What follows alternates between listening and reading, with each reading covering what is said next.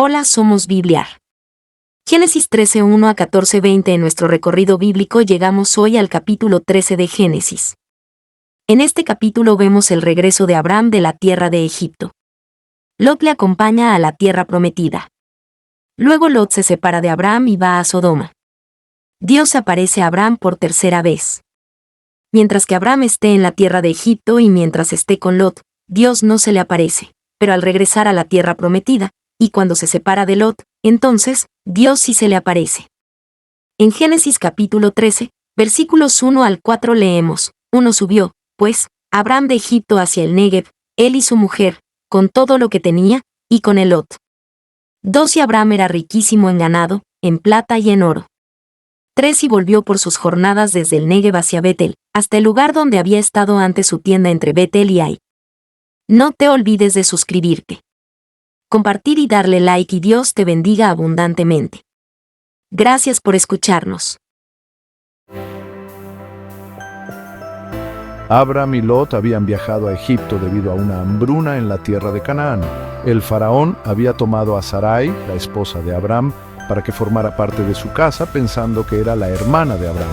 Esto resultó en conflictos y dificultades para Abram. Sin embargo, Dios protegió a Abram y Sarai. La intervención de Dios llevó al faraón a devolverle Sarai a Abram y a despedirlos con gran riqueza. Abram dejó Egipto siendo un hombre rico. Tenía rebaños y manadas, plata y oro. Tenía sirvientes y posesiones. La Biblia nos dice que Abram era muy rico en ganado, en plata y en oro. Génesis 13:2. Imaginen la caravana de personas y animales mientras Abram viajaba de regreso a la tierra que Dios le había prometido. Este viaje de regreso a Canaán fue más que un viaje físico para Abram. También fue un viaje espiritual. Estaba regresando al lugar donde Dios se le había aparecido por primera vez. Estaba regresando al lugar donde Dios le había hecho una promesa. Estaba regresando al lugar donde podía adorar una vez más al único Dios verdadero. A su regreso al Negev, Abram se detuvo en un lugar familiar, Betel. Este era el mismo lugar donde Abram había construido un altar a Dios cuando llegó por primera vez a Canaán. Era un lugar de adoración, un lugar donde Abram reconocía la presencia y la fidelidad de Dios. En Betel, Abram invocó una vez más el nombre del Señor, recordó las promesas de Dios, dio gracias por la protección de Dios, dedicó su vida de nuevo a servir al Señor. Aunque Abram había enfrentado desafíos en Egipto, Dios había sido fiel. Dios lo había protegido, bendecido y traído de vuelta a la tierra prometida. El regreso de Abram a Betel y su adoración a Dios demostraron su fe y gratitud. Sin embargo, la nueva riqueza de Abram trajo consigo un nuevo desafío. Surgió un conflicto entre sus pastores y los pastores de su sobrino, Lot. Tanto Abram como Lot tenían grandes rebaños y manadas. La tierra no podía mantenerlos a ambos. Los pastores discutían por las tierras de pastoreo y los derechos del agua.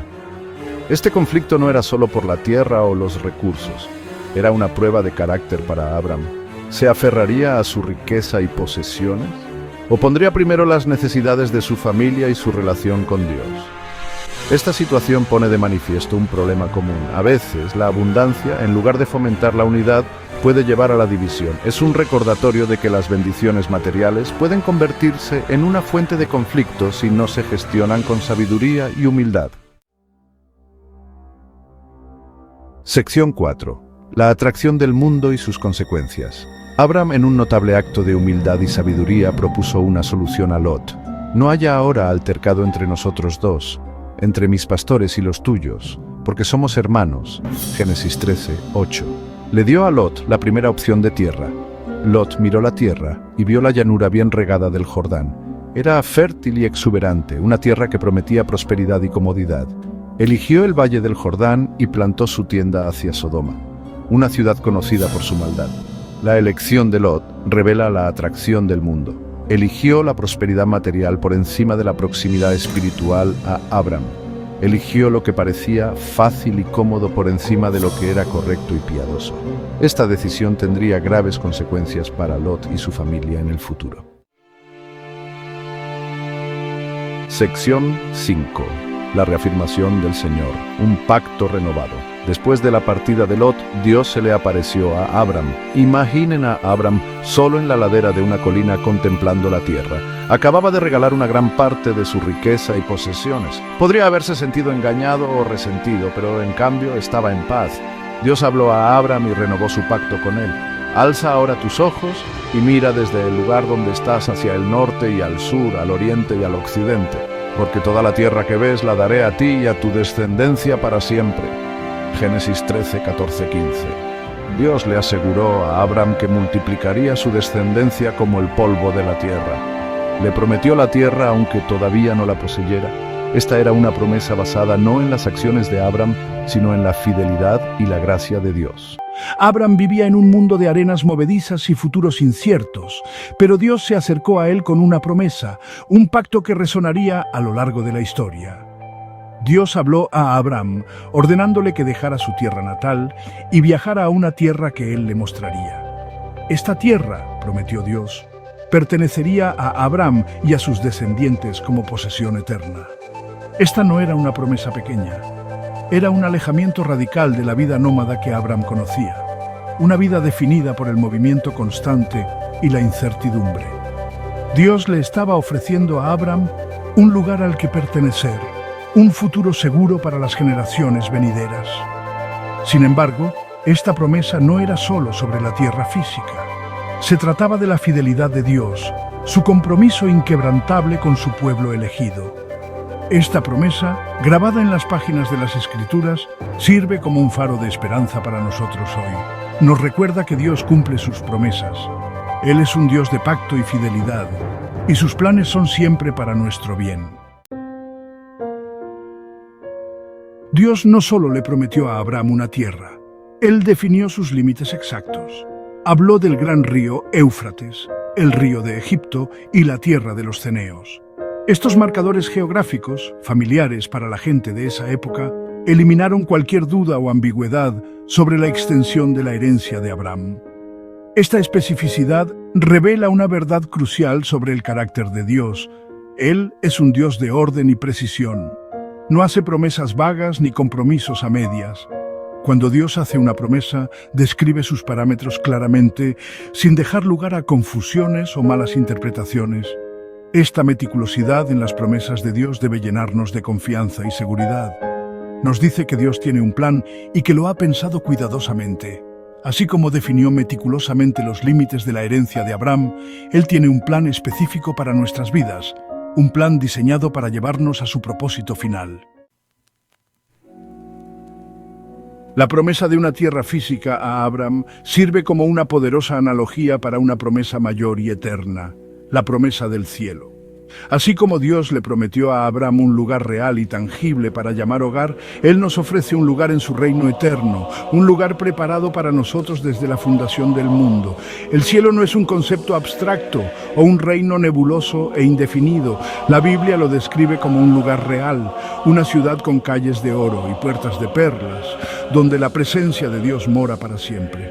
Así como Dios definió los límites de la herencia de Abraham, Él ha revelado la realidad del cielo, un lugar donde su pueblo morará con Él para siempre. La especificidad de las promesas de Dios, tanto terrenales como celestiales, subraya su fidelidad y la confiabilidad de su palabra. Él no ofrece promesas vacías ni garantías vagas. Pinta una imagen vívida de nuestra herencia, tanto en esta vida como en la venidera. Mientras Abraham viajaba por la tierra que Dios le había prometido, demostró constantemente su fe a través de acciones tangibles.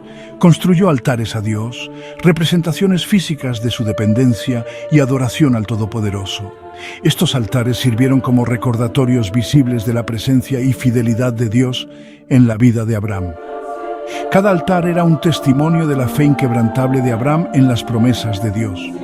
No eran simplemente montones de piedras, sino expresiones de gratitud, rendición y confianza inquebrantable. Las acciones de Abraham decían mucho sobre su relación con Dios, una relación marcada por la obediencia, la reverencia y una profunda conciencia de la presencia de Dios. El ejemplo de Abraham nos desafía a vivir vidas que reflejen nuestra fe. Nosotros también estamos llamados a construir altares de adoración y rendición, no con piedras físicas, sino con vidas dedicadas a la gloria de Dios.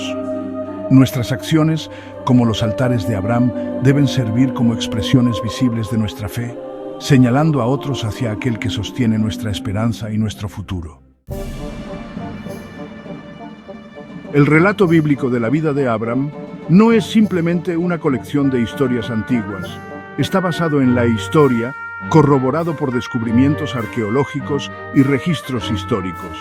Los lugares que visitó Abraham, las personas que conoció y las costumbres descritas en la narración bíblica coinciden con los hallazgos históricos, lo que confirma la precisión y confiabilidad de las escrituras. Por ejemplo, la ciudad de Ur, el lugar de nacimiento de Abraham, ha sido excavada, revelando una civilización sofisticada que existió durante la época de Abraham. Las ruinas de Harán, donde se estableció el padre de Abraham, también han sido desenterradas, confirmando aún más la precisión histórica del relato bíblico. Estos descubrimientos proporcionan evidencia convincente de que la Biblia no es un libro de mitos y leyendas, sino un registro confiable de los tratos de Dios con la humanidad. La precisión histórica de la Biblia fortalece nuestra fe y nos asegura que el Dios al que servimos es un Dios de verdad. Los eventos descritos en las Escrituras no son meras historias, sino eventos reales que dieron forma al curso de la historia, eventos que nos señalan la fidelidad y la soberanía de Dios. En nuestro recorrido bíblico llegamos hoy al capítulo 13 de Génesis. En este capítulo vemos el regreso de Abraham de la tierra de Egipto. Lot le acompaña a la tierra prometida. Luego Lot se separa de Abraham y se va a Sodoma. Dios se aparece a Abraham por tercera vez. Mientras que Abraham esté en la tierra de Egipto y mientras esté con Lot, Dios no se le aparece. Pero al regresar a la tierra prometida y cuando se separa de Lot, entonces Dios sí se le aparece. En Génesis capítulo 13, versículos 1 al 4 leemos: Subió pues Abraham de Egipto hacia el Negev, él y su mujer, con todo lo que tenía, y con él Lot. Y Abraham era riquísimo en ganado, en plata y en oro. Y volvió por sus jornadas desde el Negev hacia Betel, hasta el lugar donde había estado antes su tienda entre Betel y Ai, al lugar del altar que había hecho allí antes, e invocó allí Abraham el nombre de Jehová. Abraham fue el Rockefeller de aquel día. Era un hombre muy rico en ese entonces. Le vemos ahora viajando al norte hacia Betel desde Jerusalén. Llega al sur por Hebrón, hasta el lugar donde estaba antes, y allí invoca el nombre de Jehová. Usted puede ver, amigo oyente, que aunque este hombre tropiece y caiga, vuelve a Dios. Qué maravilloso es tener un Dios a quien volver. Luego podemos ver que Abraham y Lot se separan por contienda entre los pastores del ganado. Leemos en los versículos 5 al 7. También Lot, que andaba con Abraham, tenía ovejas, vacas y tiendas.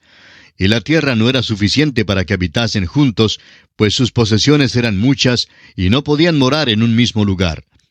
Y hubo contienda entre los pastores del ganado de Abraham y los pastores del ganado de Lot. Y el cananeo y el fereceo habitaban entonces en la tierra.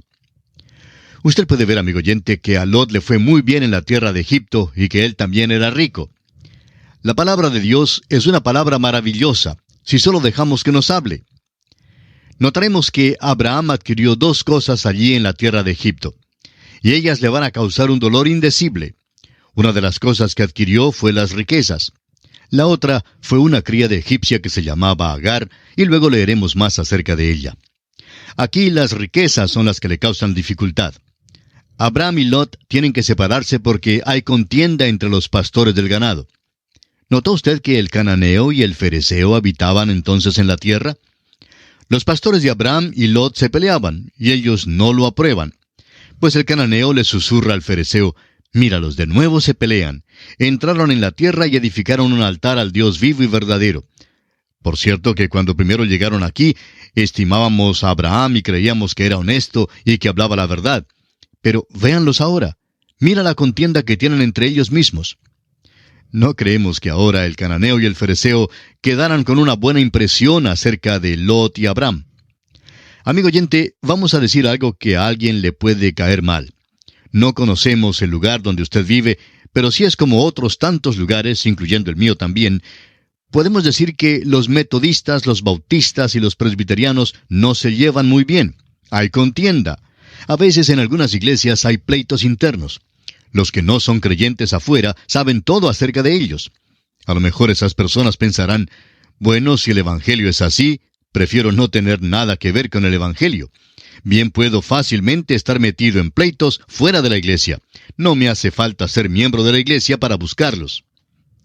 En Juan capítulo 13, versículo 35 leemos, «En esto conocerán todos que sois mis discípulos, si tuviereis amor los unos con los otros». Esto es lo que dijo nuestro Señor Jesús. No dijo que los hombres sabrían que somos sus discípulos si somos fundamentalistas y organizamos una iglesia. Por supuesto que no. Si tuviereis amor los unos con los otros.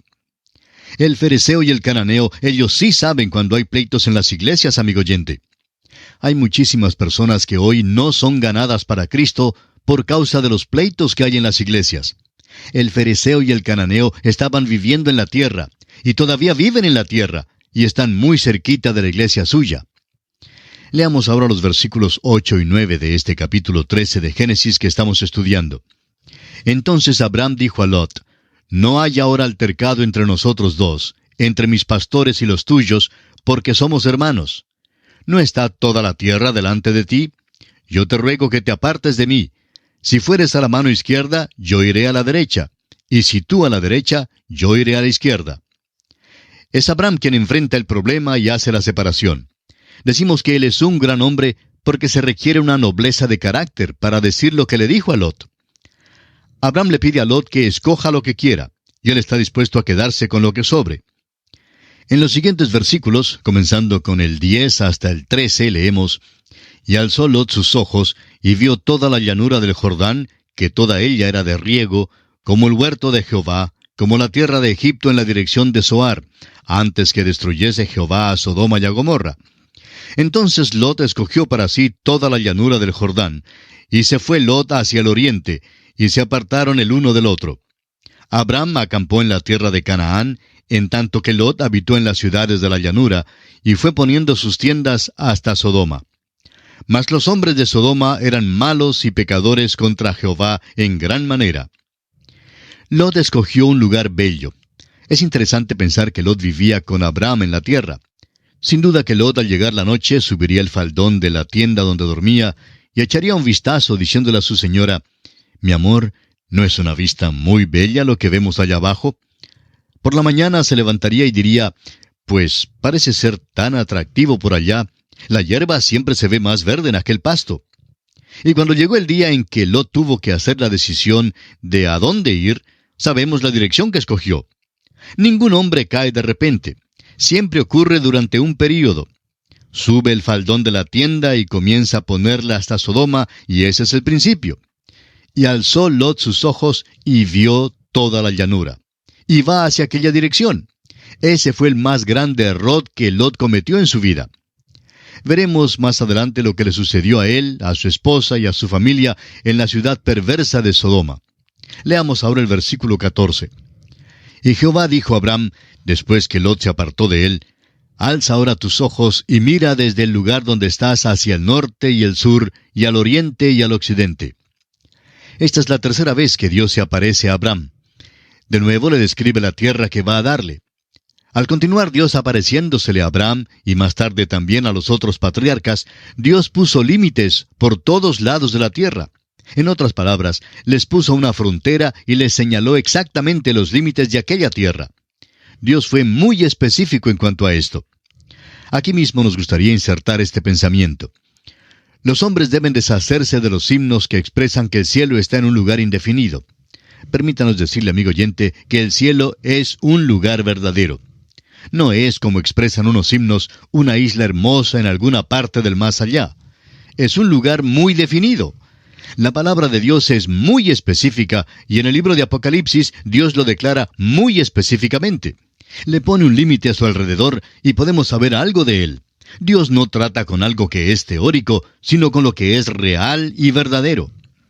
Leemos en el capítulo 13, del 15 al 18, «Porque toda la tierra que ves, la daré a ti y a tu descendencia para siempre, y haré tu descendencia como el polvo de la tierra, que si alguno puede contar el polvo de la tierra, también tu descendencia será contada. Levántate, ve por la tierra a lo largo de ella y a su ancho, porque a ti la daré. Abraham, pues, removiendo su tienda, vino y moró en el encinar de Mamre, que está en Hebrón, y edificó allí altar a Jehová. Usted puede ver, amigo oyente, lo que hace Dios por este hombre. Ahora le señala la tierra y le dice lo que está en ella. También le confirma el hecho de que va a tener una descendencia grande. Sabemos qué fue lo que hizo Abraham.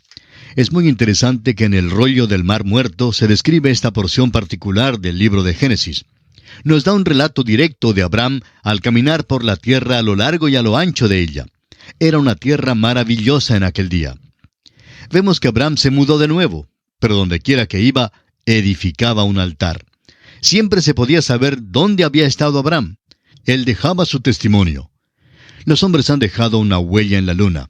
Dejaron una bandera allá con este pequeño lema: hemos venido en paz. No dejaron una Biblia, la palabra de Dios. Bueno, no hubiera hecho ningún bien de todos modos, pero sí revela la diferencia en la edad y en el pensamiento del período en que vivimos.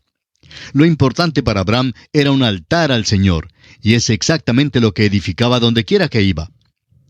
Ahora, Mamre significa riquezas, y Hebrón significa comunión. Ese es un lugar maravilloso para vivir. Al parecer fue el hogar de Abraham y allí está enterrado. Es el lugar donde deseaba estar. Es un buen lugar para estar en medio de las riquezas y en el sitio de comunión con Dios. Ese es un lugar maravilloso para vivir y edificar un altar al Señor. Vamos a comenzar ahora el estudio del capítulo 14, y aquí en este capítulo se nos presenta la primera guerra de toda la historia, en la cual Abraham liberta a Lot. También se nos presenta al primer sacerdote, Melquisedec, el cual bendice a Abraham. Es un capítulo notable. Sin embargo, no parece caer bien aquí en esta historia. Uno siente que si se hubiera omitido, todavía habría continuidad. A pesar de esto, es uno de los capítulos más importantes en el libro de Génesis. Leamos los versículos 1 y 2 del capítulo 14. Aconteció en los días de Amrafel, rey de Sinar, Arioc, rey de Elazar, Kedorlaomer, rey de Elam, y Tidal, rey de Goim, que éstos hicieron guerra contra Bera, rey de Sodoma, contra Birsa, rey de Gomorra, contra Sinab, rey de Adma, contra Semeber, rey de Seboim, y contra el rey de Bela, la cual es Zoar. Estos versículos parecen servir de buen ejercicio para la pronunciación, ¿no le parece? Tenemos aquí un documento histórico. Los reyes del oriente derrotan a los reyes de Sodoma y Gomorra. Ese es el informe de los primeros 11 versículos. Por algunos años, los eruditos críticos y radicales rechazaban esta narración.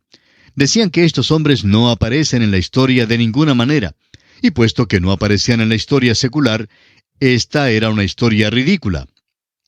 ¿Sabe usted, amigo oyente, que los nombres de estos hombres han sido hallados inscritos en monumentos y en lápidas?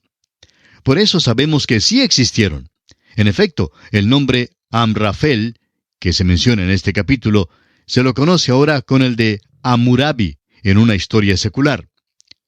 Un hecho muy significativo que encontramos aquí es que hubo una guerra, y esta es la primera guerra que se menciona en la Biblia. Por tanto, vemos que los hombres comenzaron desde temprano a guerrear. En Génesis capítulo 14, versículos 3 y 4 leemos: Todos estos se juntaron en el valle de Sidim, que es el mar salado. 12 años habían servido a Kedorlaomer, y en el 13º se rebelaron. Es solo una narración histórica la que tenemos aquí, y no intentamos leer este capítulo versículo por versículo. Los reyes del oriente llegaron y vencieron a los reyes que se habían juntado alrededor de la parte baja del Mar Muerto. Están listos para llevarlos cautivos. Si usted tiene un mapa en la parte de atrás de su Biblia, favor de buscarlo, y encontrará que a ellos casi les toca pasar por la tienda de Abraham para dejar el Mar Muerto. Viajarían cruzando el fértil camino con la forma de un arco, y luego volverían a la tierra de donde vinieron desde el oriente. Esto es interesante y sirve de relato histórico, y nos informa sobre la primera guerra. No vamos a entrar en todos los detalles. Al parecer, los reyes del oriente habían luchado allí antes, y tuvieron sujetos a los reyes de Sodoma y Gomorra, pero ellos se rebelaron.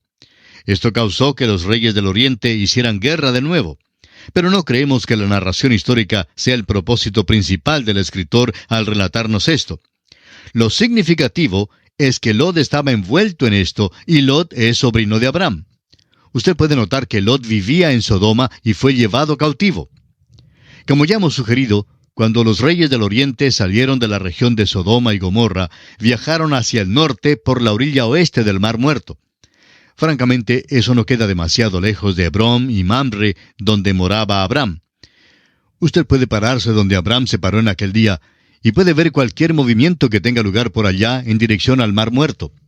De modo que cuando le trajeron la noticia a Abraham, él salió enseguida a perseguir al enemigo.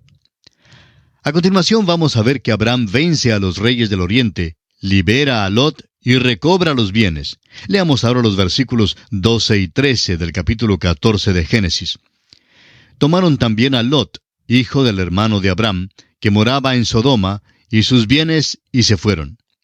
Y vino uno de los que escaparon, y lo anunció a Abraham el hebreo, que habitaba en el encinar de Mamre el amorreo, hermano de Escol y hermano de Aner, los cuales eran aliados de Abraham. Vemos aquí que Abraham está acompañado de un grupo de hombres.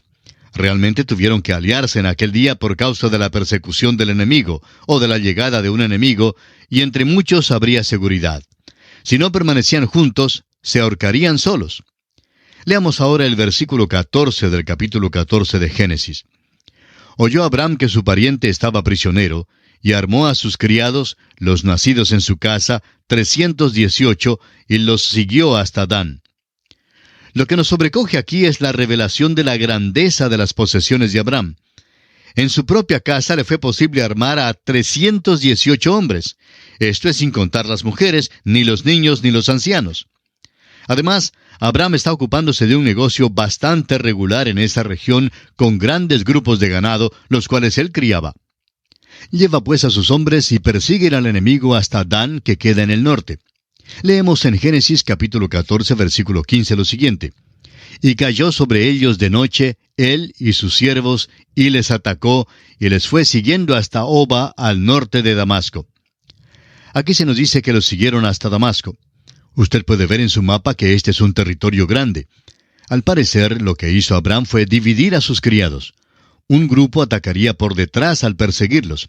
El otro grupo seguiría por los alrededores y luego los atacaría al volverse los enemigos a luchar contra el primer grupo. Como resultado de esta estrategia, le fue posible a Abraham obtener la victoria. Por lo menos le fue posible esparcirlos y huyeron por el desierto y dejaron a los que habían capturado junto con sus bienes. Leamos ahora el versículo 16 que dice, y recobró todos los bienes, y también a Lot su pariente y sus bienes, y a las mujeres y demás gente.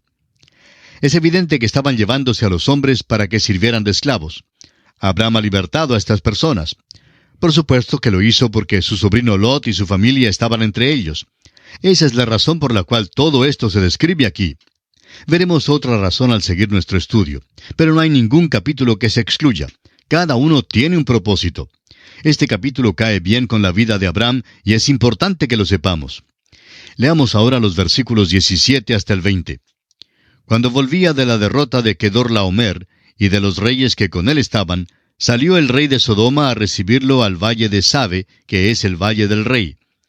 Entonces Melquisedec, rey de Salem y sacerdote del Dios Altísimo, sacó pan y vino, y le bendijo diciendo, Bendito sea Abraham del Dios Altísimo, creador de los cielos y de la tierra.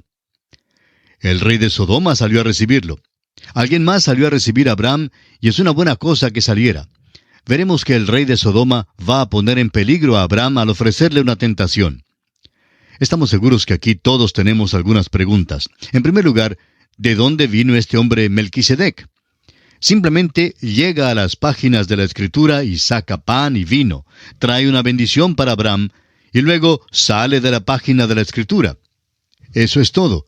Surge entonces la pregunta, ¿de dónde vino y a dónde va? ¿Y cuál es su negocio?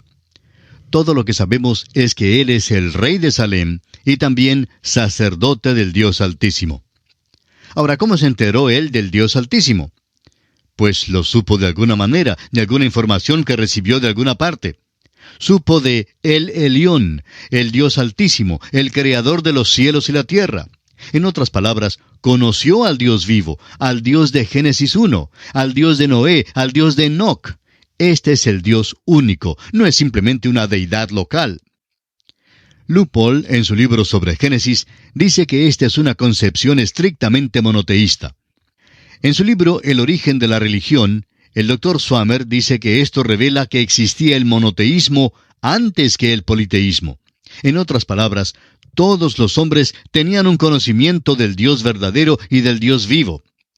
El apóstol Pablo en su carta a los Romanos capítulo 1 versículo 21 dice, «Pues habiendo conocido a Dios, no le glorificaron como a Dios ni le dieron gracias, sino que se envanecieron en sus razonamientos y su necio corazón fue entenebrecido». Pablo dice que por esta causa comenzaron a adorar a las criaturas antes que al Creador. Sin embargo, nos encontramos aquí con un hombre quien es sumo sacerdote. Es sumo sacerdote para el mundo de aquellos días. Tenía un conocimiento del Dios vivo y verdadero y era sacerdote del Dios vivo y verdadero. Llega y le trae pan y vino a Abraham. Aquellos son los elementos de la cena del Señor. Y nos preguntamos, ¿en qué pensaba y cuánto sabía Melquisedec? Se hace mención de Melquisedec 3 veces en la Escritura. Aquí se presenta históricamente. Luego se le menciona en el Salmo 110, y allí se le presenta proféticamente. Dice el versículo 4 del Salmo 110, «Juró Jehová y no se arrepentirá. Tú eres sacerdote para siempre, según el orden de Melquisedec». Se le menciona también algunas veces en la Epístola a los Hebreos, y al llegar allí en nuestro estudio hablaremos mucho en cuanto a Melquisedec. Hebreos capítulo 7, versículo 3 dice, «Sin padre, sin madre, sin genealogía, que ni tiene principio de días, ni fin de vida, sino hecho semejante al Hijo de Dios, permanece sacerdote para siempre». Ahora entendemos por qué no se dice nada en cuanto a su origen. No se dice nada en cuanto al padre ni a la madre, y parece muy extraño porque el libro de Génesis es un libro que habla sobre las familias. Se interesa mucho en contar los principios de las familias, y cada vez que se hace mención de un hombre importante, se describe su línea con todo interés. Es el hijo de fulano de tal, o estas son las generaciones de fulano de tal. Son frases conocidas que encontramos en el libro de Génesis. Pero no se nos cuenta nada en cuanto a la familia de Melquisedec. La Epístola a los Hebreos deja muy en claro que no se hace mención de ella, porque el sacerdocio de Cristo, desde su comienzo, es según el orden de Melquisedec. El orden del servicio del sacerdocio de Cristo sigue al orden de Aarón, en el cual nuestro Señor Jesucristo fue un sacrificio y entró en el lugar santísimo para sacrificarse Él mismo. Sin embargo, en su persona, nuestro Señor Jesucristo no tuvo principio ni fin de días. Por tanto, es según el orden de Melquisedec. Continuaremos hablando sobre este asunto en nuestro próximo programa, Dios mediante.